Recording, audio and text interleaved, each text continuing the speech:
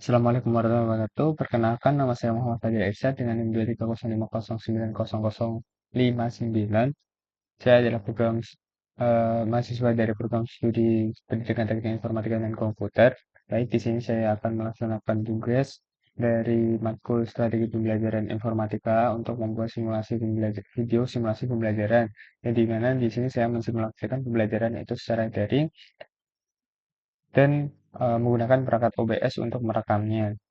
Baik, tanpa berlama-lama langsung saya mulai untuk simulasi pembelajarannya. Assalamualaikum warahmatullahi wabarakatuh. Selamat pagi anak-anak. Wah, bagaimana kabarnya nih hari ini? Baik ya. Nah, di sini Bapak akan mengajarkan materi tentang algoritma pemrograman dan lebih khususnya ke materi algoritma dan pengenalan algoritma dan flowchart. Di sini ada yang pernah dengar nggak istilah itu? Algoritmanya atau flowchartnya? Oh, belum ya.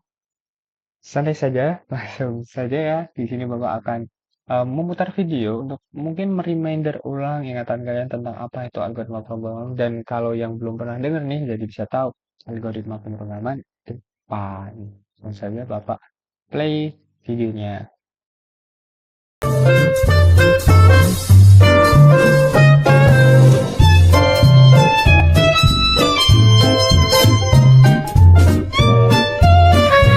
Tahukah Anda, para pengembang game dan aplikasi-aplikasi yang terkenal tidak akan bisa menyelesaikan pekerjaannya tanpa mengenal algoritma. Di samping kerumitannya, mengenal algoritma sebenarnya bisa dianalogikan dengan kegiatan kita sehari-hari. Kita analogikan dengan kegiatan yang sering dan kita sukai saja, yaitu kegiatan makan. Ada 3 contoh algoritma yang sangat sederhana dan biasanya ini dipelajari oleh mahasiswa pada awal-awal mata kuliah pemrograman dasar. Pertama adalah algoritma runtunan. Algoritma ini dianalogikan dengan kegiatan kita melakukan urutan makan yang benar, mulai dari mengambil piring, ambil makanan, sampai dengan minum dan menyimpan kembali piring tersebut ke tempat cuci piring. Kedua adalah algoritma percabangan. Algoritma ini dianalogikan dengan kegiatan seperti menentukan hari ini mau makan dengan apa. Apakah memilih makanan dengan daging, dengan telur, atau dengan ikan. Sampai sini sudah mengerti kan? Ayo kita lanjut. Ketiga adalah algoritma pengulangan. Algoritma ini dianalogikan dengan kegiatan mengunyah makanan.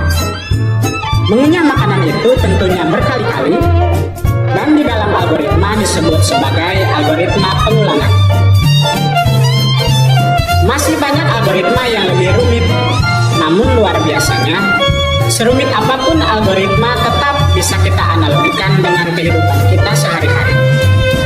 Sehingga dibuatlah aplikasi-aplikasi yang begitu keren, game-game yang begitu terkenal, kita bisa belanja, hiburan, jalan-jalan, dan melakukan apapun dengan bantuan aplikasi. Ini karena jasa algoritma. Algoritma itu adalah langkah-langkah logis dan sistematis untuk menyelesaikan permasalahan.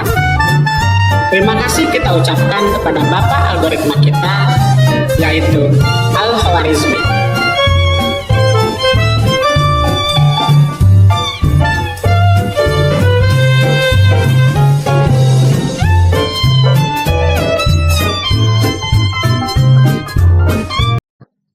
Baik, itu tadi adalah video singkat tentang pengantar bagaimana sih algoritma itu. Apa sih algoritma itu? Apa sangkut pautnya dengan pemrograman?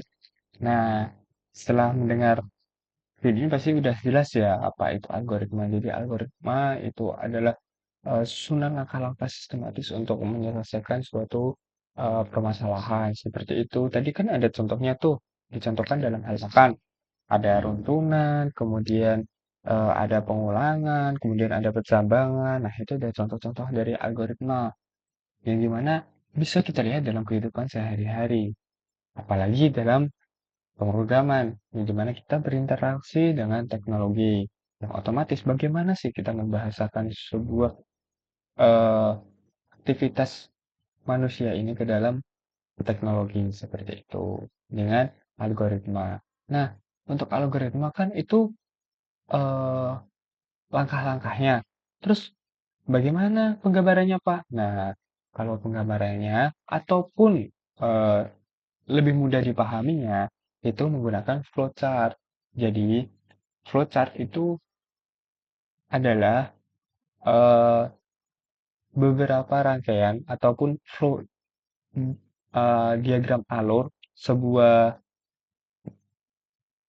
langkah-langkah untuk menyelesaikan permasalahan tersebut. Jadi, algoritma itu langkah-langkahnya, flowchart itu bagaimana menggambarkannya, itu ke dalam beberapa simbol-simbol yang otomatis bisa lebih mudah dipahami lagi.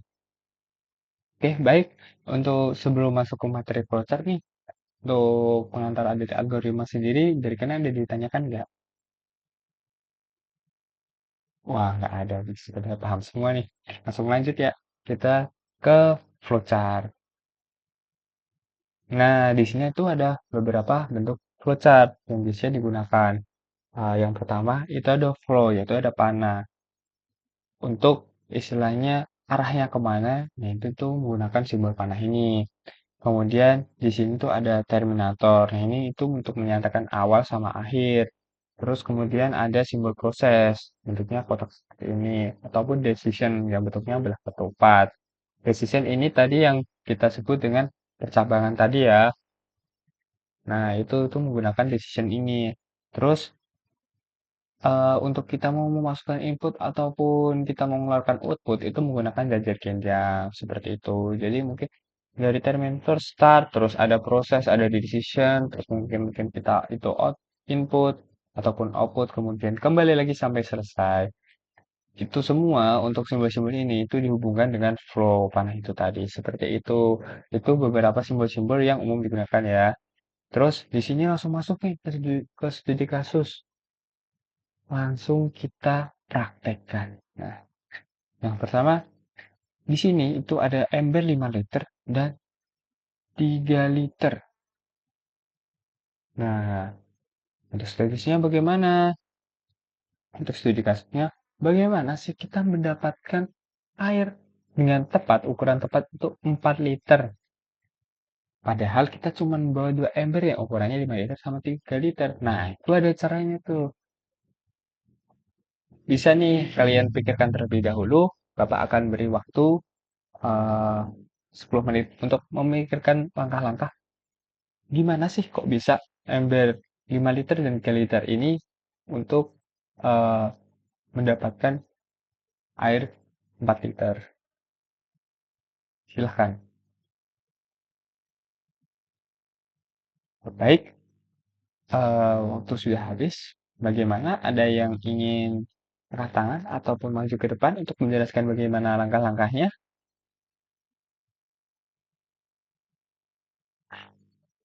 Baik, langsung saja Bapak berikan langkah-langkahnya ya.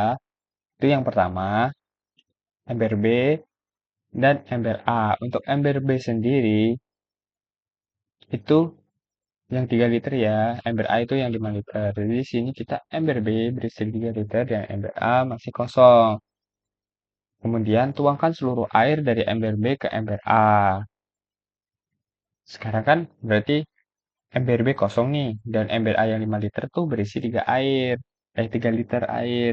Terus isi penuh lagi tuh ember B yang berisi 3 liter dan ember A berisi 3 liter. Berarti sekarang sama kan ember B 3 liter, ember A 3 liter.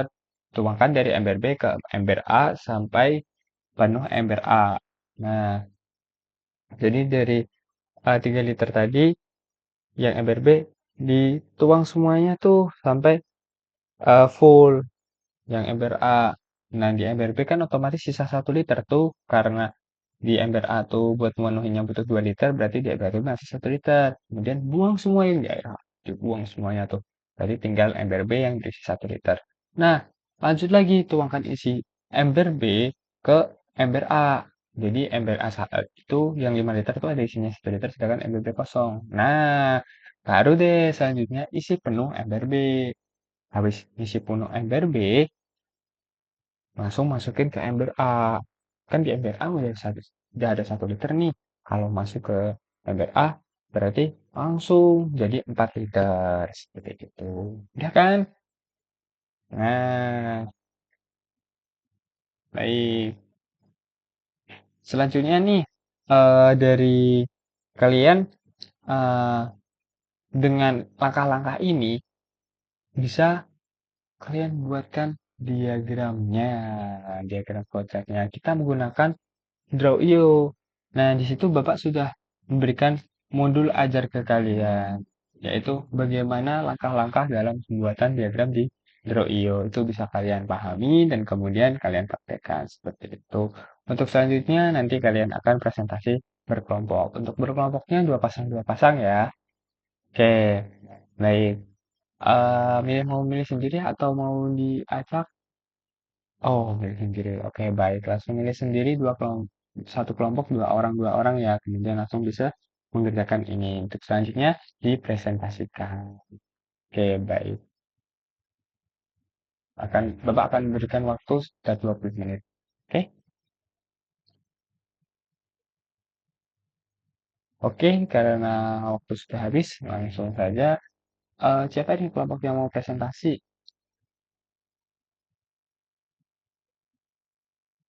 Oke, terima kasih kelompok yang sudah sudah melakukan presentasi. Berikan aku dong semuanya untuk teman-teman yang sudah berani untuk presentasi ke depan. Nah, berikut diagram versi diagramnya yang sudah Bapak buat ya. Untuk lebih mendalamnya seperti ini. Jadi di sini ada start, kemudian ada beberapa proses di sini yang seperti Bapak bilang tadi di langkah-langkahnya. Yang pertama ada B sama dengan 3, ada A sama dengan 0. Jadi A itu sama dengan ember 5 liter, dan kemudian B itu sama dengan ember 3 liter. Seperti itu teman-teman. Tadi sudah benar bagus. Cuman ada beberapa langkah-langkah yang memang perlu didirikan lagi seperti itu. Baik, sudah paham ya? Ini saja materi dari Bapak tentang bagaimana algoritma itu dan bagaimana menggambarkannya ke dalam flowchart seperti itu. Baik, ini segitu saja pembelajaran dari Bapak. Untuk selanjutnya kalian mau latihan soal bisa menggunakan LKPD yang Bapak berikan sudah Bapak upload ke dalam website sekolah kita ya. Untuk nanti kalian bisa akses. Terus juga di situ ada beberapa materi dan video tadi kalau kalian mau mengulang lagi bisa karena Bapak sudah melampirkannya ke dalam website itu. Hmm, baik bagi teman-teman yang tidak hadir ya, buat pertemuan ke depan mungkin bisa mengerjakan remedial ataupun pengayaan dari Bapak. Oke, selanjutnya eh uh, udah gak selanjutnya sih. Ini udah selesai. Oke, karena pembelajaran hari ini sudah selesai. Mungkin sebelum Bapak tutup nih, ada pertanyaan nggak dari kalian? Kayak bagaimana Pak? Oh Pak, tadi voucher yang gini gini gini gini apa gimana? Tidak ada ya, sudah paham semua nih. Oke, karena ini tidak ada pertanyaan dari kalian, langsung Bapak tutup saja. Terima kasih. Semoga bermanfaat ilmunya hari ini. Ditutup hidayah. Wassalamualaikum warahmatullahi wabarakatuh.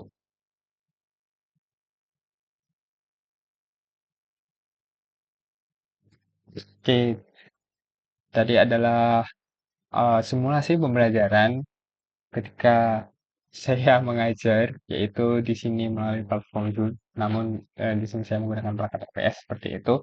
Untuk selanjutnya, Bu, saya akan mempresentasikan tentang ATP dan modul ajar yang sudah saya buat.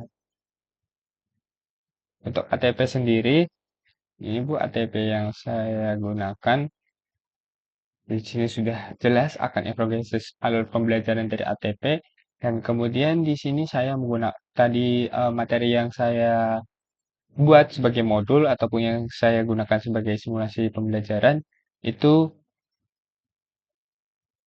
ini Bu, di bab algoritma dan pemrograman, di algoritma dan flowchart, seperti itu di sini. Ya, satu, jelaskan makna notasi algoritma pemrograman, jelaskan arti algoritma, dan menjelaskan sebuah flowchart, seperti itu Bu. Untuk selanjutnya modul acara saya, yaitu ini Bu. Modul acara saya, Pancasila, target, sarana prasarana, di sini saya buat dengan lengkap, ada pertanyaan pemantik tadi yang saya lakukan, terus di sini ada kompetensi, tujuan pembelajaran, model pendekatan dan metode pembelajaran di sini. Sebagai strategi pembelajaran pun juga saya cantumkan di sini kalau tadi menggunakan PBL dan PJBL. Kemudian di sini ada kegiatan pembelajarannya, asesmen, dan di sini ada remedial pengayaan, kemudian ada lampiran 3 yaitu ada media di mana video tadi yang saya buat, kemudian modul Drive IO. Untuk praktikumnya, selanjutnya ada LKPD untuk eh, lebih siswa itu bisa latihan soal sendiri dan bisa lebih memahami materi seperti itu. Baik, terima kasih Bu.